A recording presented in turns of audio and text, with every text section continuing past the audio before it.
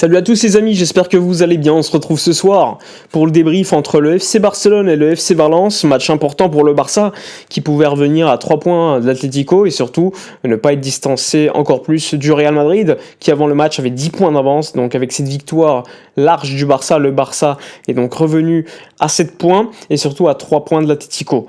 Un match extraordinaire du Barça. Bon, le FC Valence, on le sait, c'est une équipe en grande difficulté en championnat d'Espagne qui est relégable. Mais on le sait, Valence parfois peut créer la surprise ou faire des matchs compliquant le match de l'adversaire. Donc je vous mets le 11 mis en place par Flick avec pas mal de rotations. Il n'y avait pas notamment Pedri qui souffrait donc d'une gastro. Il n'y avait pas Lewandowski titulaire, ce qui était surprenant. Et encore plus surprenant, la titularisation de Chesney, qui était quand même assez peu attendu sur ce match. Je m'attendais à Peña. Donc il a mis un 11 quand même compétitif avec Eric Garcia qui était titularisé auprès de Pau Cubarsí en défense. Sinon Baldé, Koundé, défense plutôt intéressante. Un milieu de terrain De Jong qui a été titularisé auprès de Casado et de Ferminandis. Et ensuite devant il y avait la triplette classique quasiment puisque Lewandowski était au repos. Ferran Torres avec Lamine Yamal et avec Rafinha. Bon, alors côté FC Barcelone, un match très intéressant. Je vous mets le 11 également de cette équipe de Valence.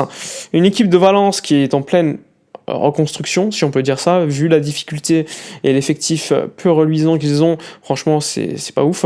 On peut dire qu'il y a juste Hugo Duro qui est un joueur intéressant et aussi Pepe Lou et peut-être un autre joueur de Valence qu'on peut citer. Il n'y en a pas tant que ça. On peut également citer Gaïa qui est connu ou Javi Guerra, mais sinon globalement ça reste des joueurs très mid. Mais bon, à domicile, ils sont toujours compliqués à jouer. Et même si là, c'est à Montjuïc, n'oubliez pas qu'en Copa, il y aura un match là-bas contre Mestalla. Donc ça va être très compliqué. Rappelez-vous, en Ligue 1, on avait été jusqu'au bout en galère. Et le Real Madrid aussi. Donc c'est pour vous dire, ça reste une équipe compliquée. Mais ce soir, c'était une boucherie ce soir. Une boucherie facilement, au bout de 15 minutes, je crois, il y avait 3-0. Il y a eu une passe extraordinaire de Lamine Yamal au début du match. Un Lamine qu'on a vu tenter, toujours par des dribbles assez intéressants. Même s'il n'a pas marqué, Lamine Yamal est un danger constant. Un Fermin Lopez qui a été extraordinaire ce soir, puisque Fermin, ce soir, c'est 2 buts, mais également 2 passes décisives. Une passe pour Rafinha, qui va également marquer. Un Rafinha extraordinaire, comme souvent ce soir. Il a même tapé le poteau, il aurait pu mettre un deuxième but. Finalement, c'est retombé dans les pieds de Fermin, qui a mis son doublé. Il y a aussi un élément qui m'a surpris, c'était la passe décisive de Pau Cubarsí, qui est extraordinaire je crois que c'est le 3e but ou le 4e, je sais plus, mais la passe elle est fantastique. De toute façon à la mi-temps il y avait déjà Manita, donc c'est dire la boucherie que le match était. Le Barça n'avait pas mené avec un score aussi élevé, donc de 5 buts écart à la mi-temps depuis 2012. C'est pour vous dire l'avance qu'il y avait pour ce match. On peut également citer dans ce match, ce que j'ai beaucoup aimé, c'est la disponibilité et le mouvement mis en place par Ferran Torres. Un Ferran qui va marquer le premier but du match d'ailleurs. Un Ferran qui va sur un bon centre, je sais plus si c'est un bon centre de Baldé, il va marquer ce but tout en touché. Donc ça c'était extraordinaire, j'avais beaucoup kiffé voir Ferran Torres ce soir. Même si Ferran a en seconde mi-temps fait preuve de peu d'efficacité, on l'a vu, franchement, Ferran Torres peut en mettre 3 ce soir facilement. Il y a eu des beaux arrêts de Mamardashvili qui étaient au but. Mais globalement, c'était bon. Et oui, le premier but du match, c'était Frenkie de Jong sur une passe extraordinaire de Lamine Yamal. Un Frenkie qu'on a vu en grande forme ce soir. Donc ça faisait plaisir. Il est dans la continuité de ce qu'on voit lors de ces dernières semaines. On le sait, Frenkie, depuis son retour de blessure, il jouait surtout les fins de match. Parfois, il entrait plutôt bien. Parfois, il entrait mal. Rappelez-vous contre le Real Betis.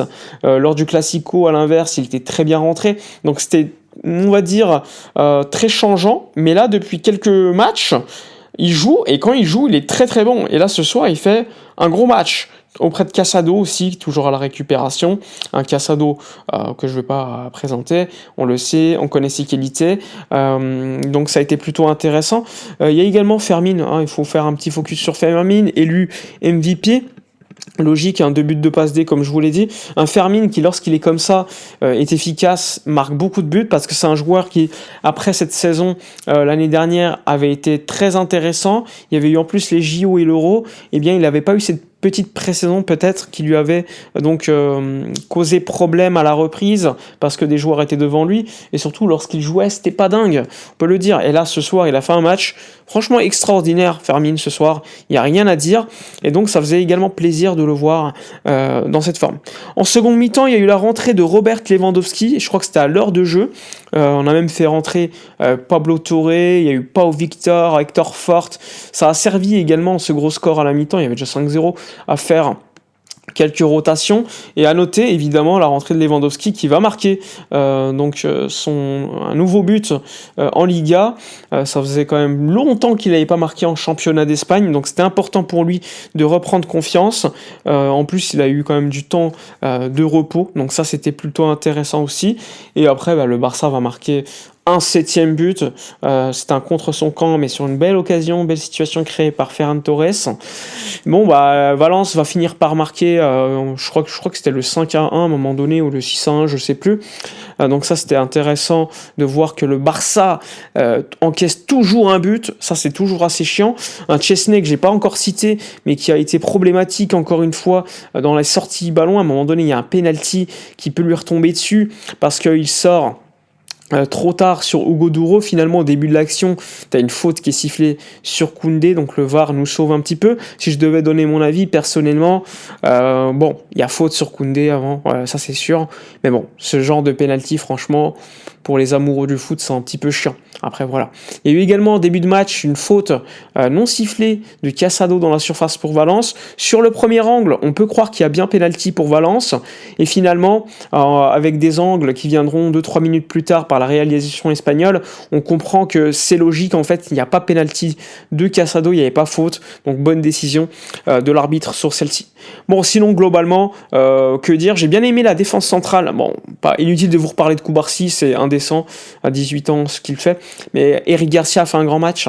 Eric Garcia à la relance, toujours très propre. Bon, il y a eu une ou deux erreurs, notamment sur le but où il y a eu un mauvais alignement de Garcia et ensuite Koubarsi qui était en retard, mais globalement ça a été plutôt solide en termes de relance, de sortie de balle. De toute façon après il faut toujours doser par rapport à l'équipe en face, hein. En face c'était très très faible, une équipe de Valence qui lutte, hein, on va dire entre guillemets, pour sa survie. Mais bon, c'est toujours plus intéressant de marquer quand même autant de buts. Ok, il y a des équipes qui sont en difficulté, mais toutes les équipes ne prennent pas 7 buts par exemple. Donc là aussi, un Barça toujours efficace, un Barça qui marque énormément de buts, et donc ça fait toujours un plaisir de voir ça.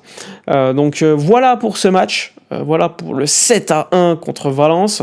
Dites-moi dans les commentaires votre opinion sur le MVP. Je pense que c'est Fermin Lopez, hein, pour tout le monde. Likez, commentez, partagez. Moi je vous dis à la prochaine, et d'ici là comme d'habitude portez-vous bien.